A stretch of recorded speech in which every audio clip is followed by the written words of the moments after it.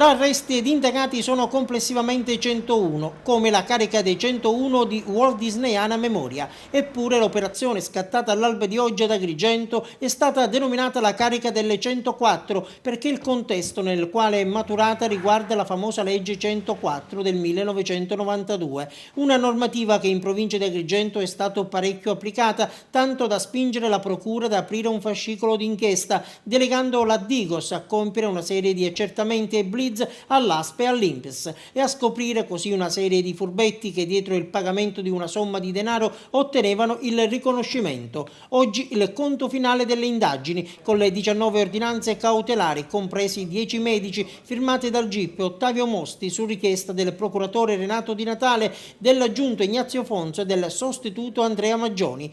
Per 5 è stata disposta la custodia in carcere. Si tratta di Antonio Alaimo, bidello e consigliere comunale di Favara, 53 anni, Giuseppe Gallo, 61 anni, di Naro, Giuseppe Candiotto, di 61 anni, medico, Daniele Rampello, di 47 anni, Antonio Scimè, 64 anni, questi ultimi due di Agrigento, il primo procacciatore, il secondo medico. 8 le persone finite ai domiciliari: Angelo Greco, 57 anni, procacciatore; Lorenzo Greco, 60 anni, di Agrigento, medico; Alfonso Russo, 65 anni, di Aragona, medico; Antonia Matina, 57 anni, di Favara, medico; Giuseppe Porcello, 74 anni, di Naro, medico; Salvatore Attanasio, 57 anni, di Agrigento, medico; Gaetana Cacioppo, 60 anni, di Agrigento, impiegata INPS. Presentazione alla Polizia Giudiziaria: Angelo Gallo, 54 anni, di Naro; Antonio Ragusa, 47 anni, di Agrigento; Piera Daniela Loiacono,